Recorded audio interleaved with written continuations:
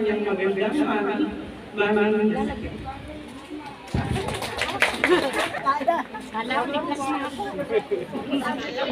Hello, magandang gabi sa lahat. Joshua, haluman ko yan po. Hari naman, lumatatak naman buhay niya.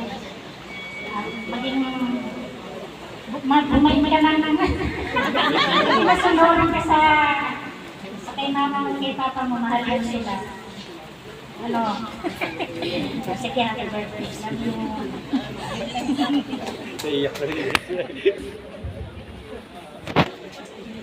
Happy birthday, Joshua.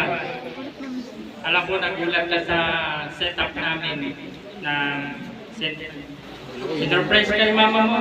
Ginawa namin, sinurprise namin si mama mo. Kaya, dalawang surprise ka. Happy birthday. Our next natin is 7 days. Walang please. Happy birthday. Thank you sa lahat. I love you.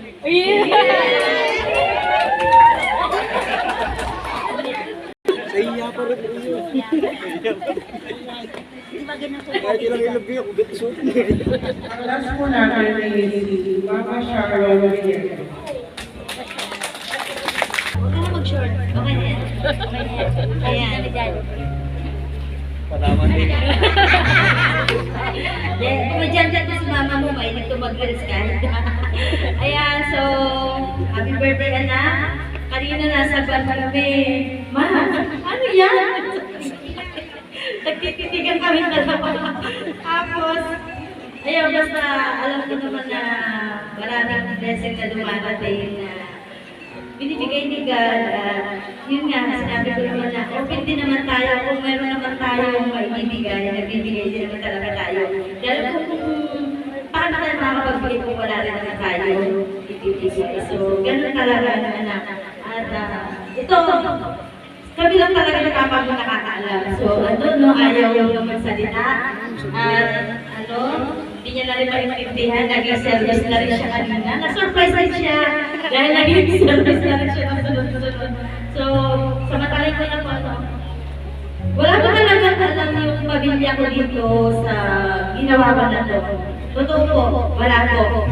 Kaming dalawa lang po ng asawa ko. Kaya pagdating ko sa school, 12 o'clock, umaalis ako ng hindi na nalalaman. Gumagalaw ako. Galaw ako dito, tapos hindi ko na talaga na isa-isa ng tahat. Totoo po yun. Nag-message lang ako sa pinakapuno, bahala ka na.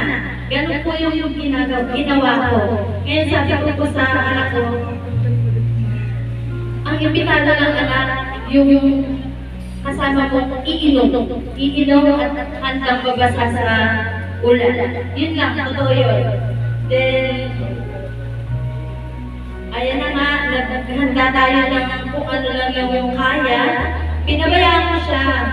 Tapos, dala-dala mo ako sa pagkukwento nun. Ang daming surprise na nangyari. Nung nakapag-prepare na po ako ng simple po talaga, simple kasi wala po talaga ako ibang invite dito. Kung makikita niyo po, pamilya lang to.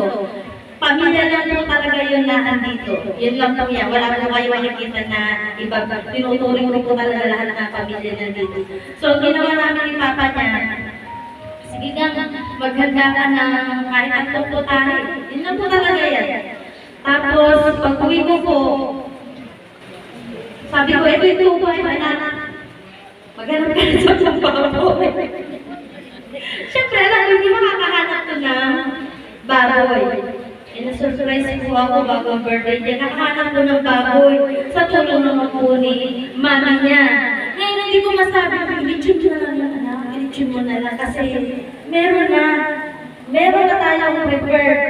Kaya, pagdating ko na naman po dito kanina, ayan, na-surprise na naman ako. So, wala po talaga kaming pinagsabihan at natutuwa. Samantalay ko lang po ano para pagkatapos dito, dire-diretso na tayo. Natutuwa po ako na naramdaman po namin yung kahit bugso yung ulan, walang bawal, walang masakyan, isang tapa mo lang, walang pilitan na nangyari. Naramdaman po na nandiyan pa rin kayo, pamilya. Ginawa ko ito bakit? reunited po pagkatapos ng pandemic. Gusto ko talaga reunion po. Yan po talaga birthday niya. Reunion po.